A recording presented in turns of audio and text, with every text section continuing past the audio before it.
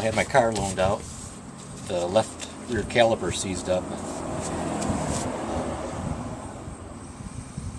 So I need to replace the left rear caliper, the brake shoes, and the caliper.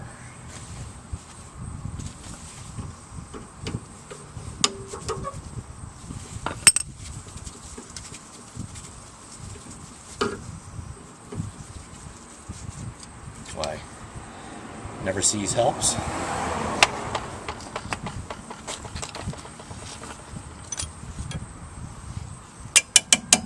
And these are dual caliper pistons, dual pistons. There's a piston on the inside and a piston on the outside.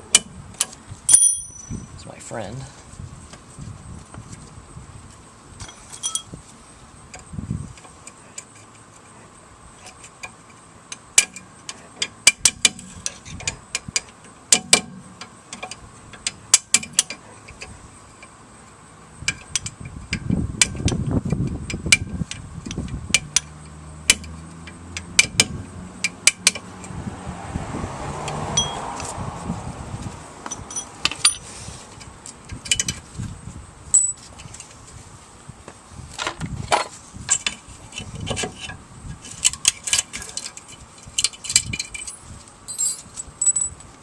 Two pins and a rattle clip hold the pads in.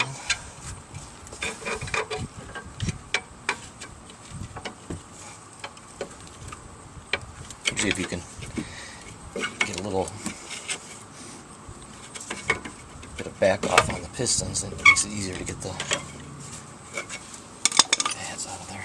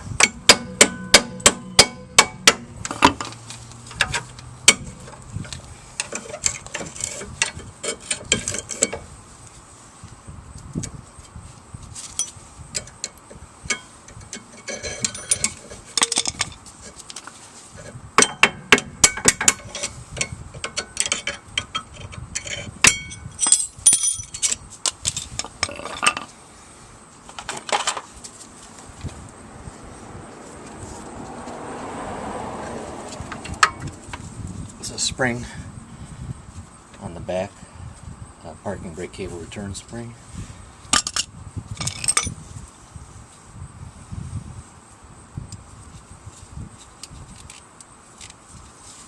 A couple 18mm bolts holding the caliper on.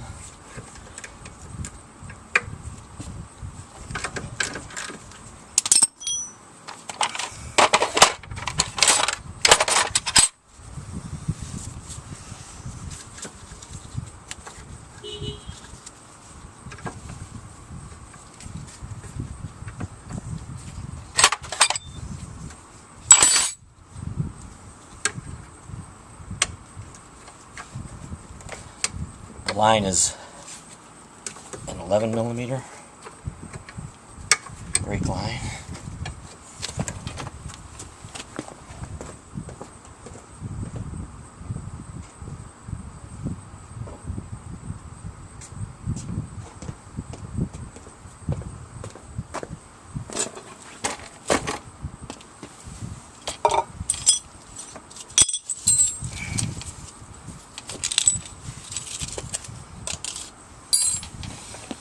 I'll put a can under there to catch the brake fluid. I'm also going to see if I can cap off the line so that my master cylinder doesn't line out, make it easier to bleed.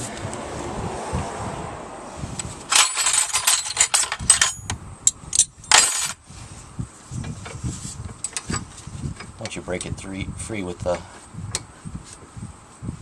line wrench, sometimes it's easier to use the open-ended wrench, but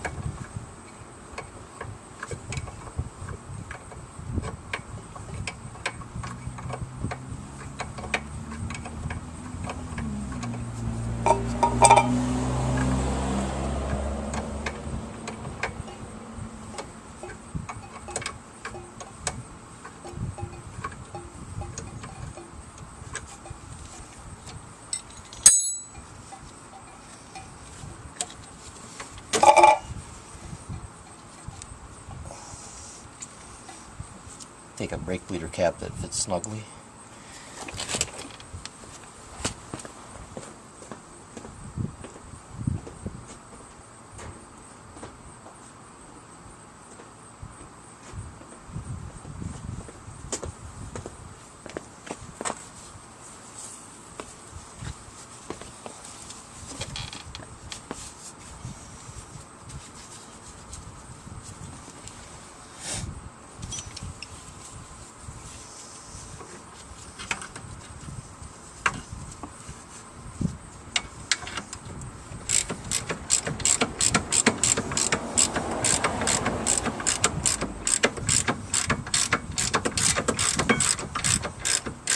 I was working a flat rate, and sometimes these would be pretty snug. You could use impact gun and a universal impact socket to get at these. But I had these apart not that long ago, and there's never C's on them. So I'm not going to bother with the impact gun today.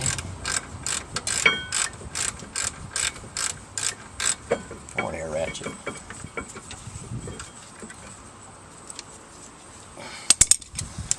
It's roasted pretty good. There's a little shield back there, a little hole in it. Here's where that spring that I removed for the parking brake return attaches.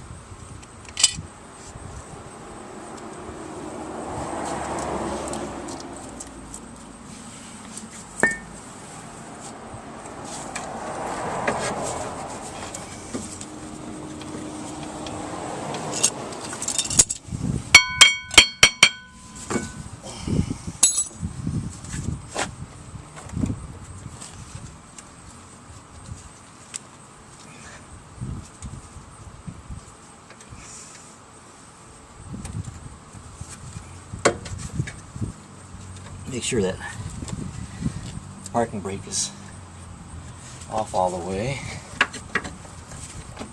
Seems like it's still hanging up on there a little bit. On the parking brake shoes.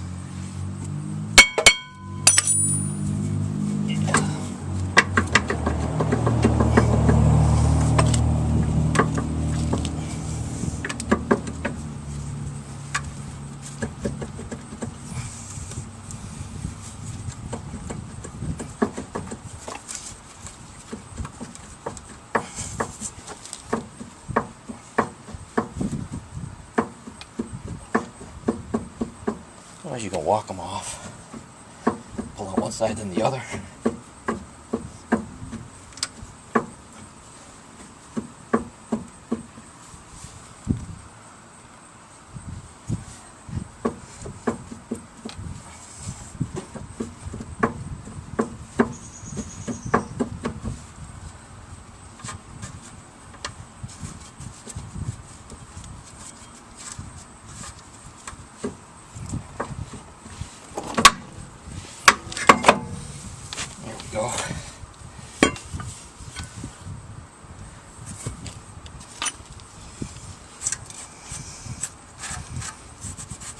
rusty in there.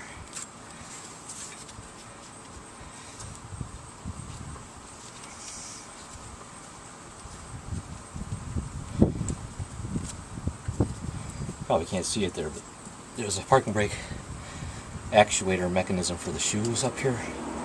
You want to make sure that's free. It hasn't seized up.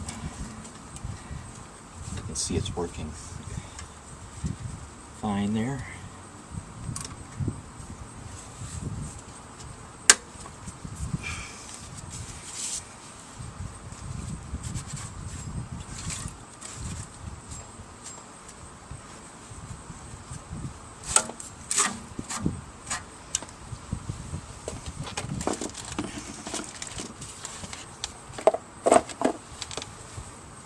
The new rotor. You line up the set screw over here that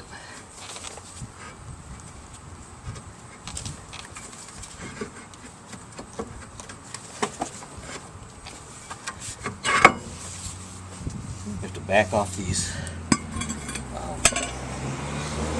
park brake shoes just a hair.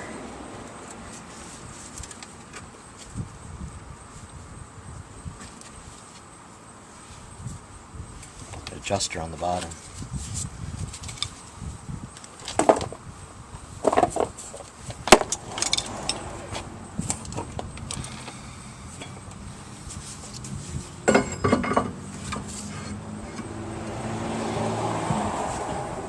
That's better. That's gonna be just about right because you see it just barely slid on there. Because really, your parking brake adjustment, that's your first adjustment, is to adjust the shoes up to where they almost have a slight little bit of drag on the drum. And then after that, your adjusting rod for the cables, if you need to take some of the slack out of the handle. If your handle's coming up too high, then you can tighten that out.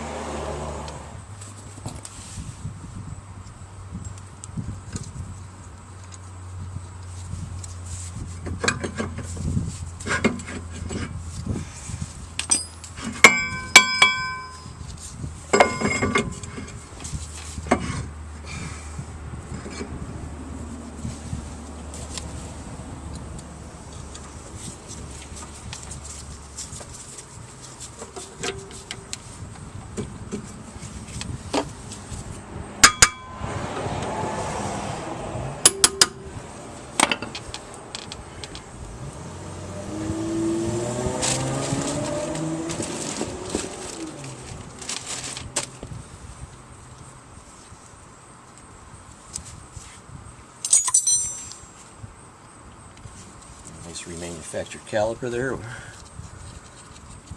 There's any coating on it.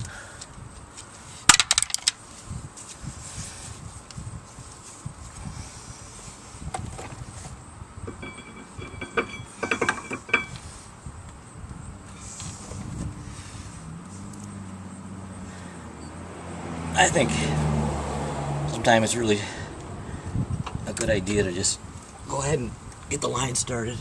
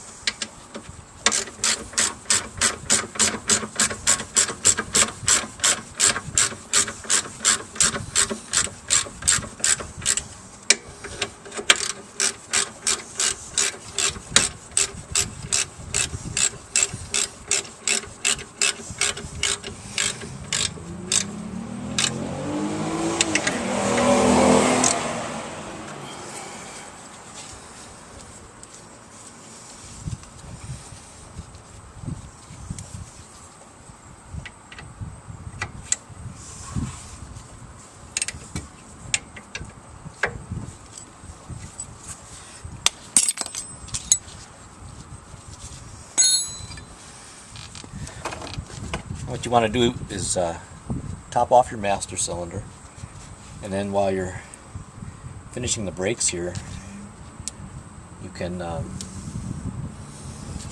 let the caliper gravity bleed a little bit.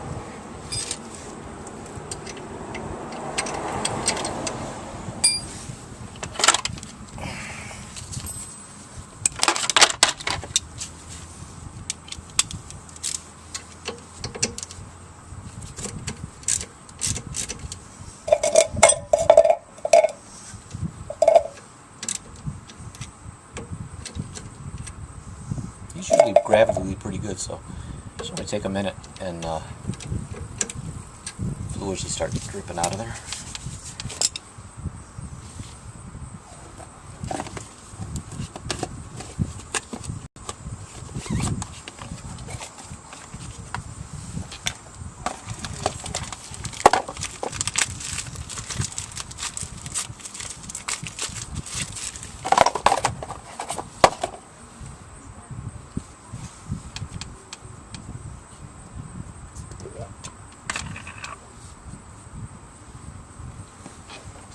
I got my new brake pads. Now, being new, the pistons are back all the way, but normally you make sure your pistons are back all the way so that you can fit your pads. So here comes my brake fluid. Started to trip already.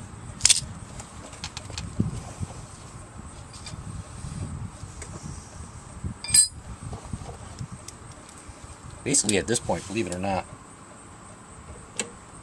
probably no air left in there, but what I'll do is snug it up, and then after I get the pads on it, I'll pump the brakes up when I'm all done, pump it up, and then I'll bleed it one more time to get any last little bit of air out of there. But it's basically out of there now just from the gravity bleed.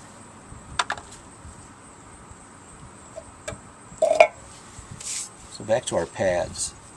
They slide in the bore here, and sometimes, especially with our aftermarket pads, which these are, I've had pretty good success with these Nakamoto's. That's what the rotors are too. Pretty inexpensive and decent quality.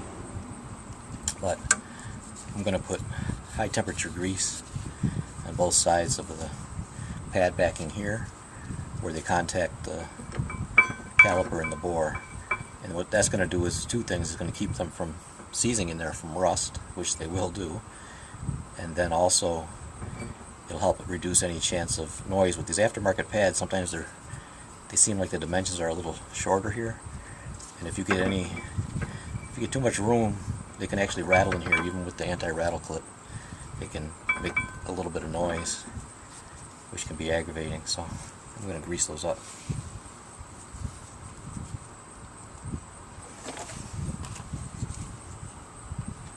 Now you don't want to get any on the braking surface, but don't be afraid to put a fair amount of it right on the metal backing. This is a high temperature blue wheel bearing grease, but you can use maybe like a high temp moly grease, will work.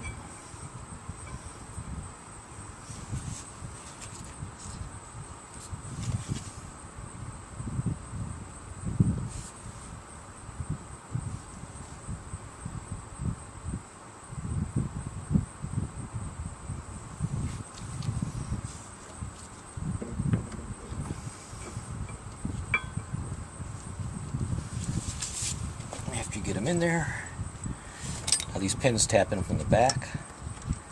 You can go ahead and tap one of them in there,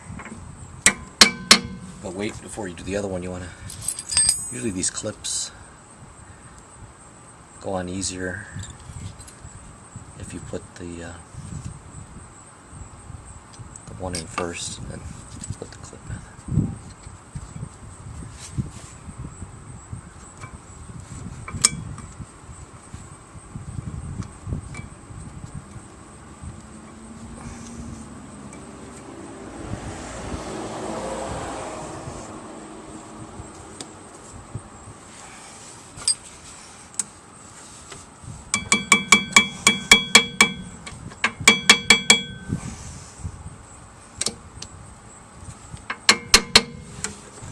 And they won't quite go all the way in with just a hammer. What you do is you need a punch.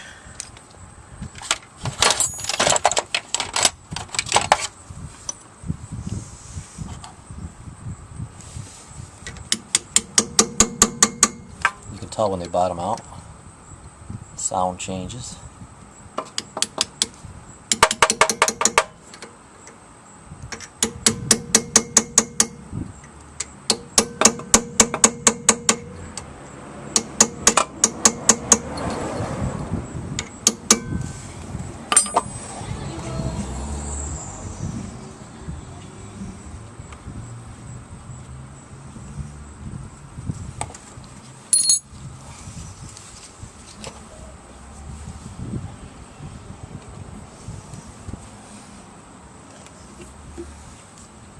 That's basically it. I've got one side done already, just took a few minutes. I've got some high temperature greased in a spray can that I'm also going to spray the rattle clip and these pins and around the tops of the pads. And that just helps keep, because the metal they make these out of can rust, especially if you drive the car in the salt. But the rattle clip and the pins can rust, just to extend the life of those clips. These are, as bad as they look, they're actually pretty new. I just put them in there not long ago.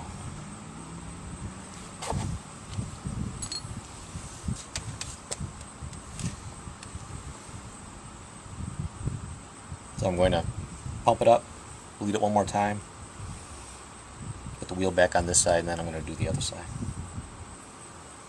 Just a few other things I wanted to show you that I didn't show you on the other side. One was make sure when you're putting it back together, make sure you put that return spring back on. It goes, the return spring for the parking brake cable return, it goes in this hole on the shield. The other thing I showed you, I just tightened up these caliper bolts with the ratchet, but you want to make sure those are snug. I take a breaker bar and snug them up real good, because they just got never sees on them, there's no Loctite on them, and you don't want those coming loose.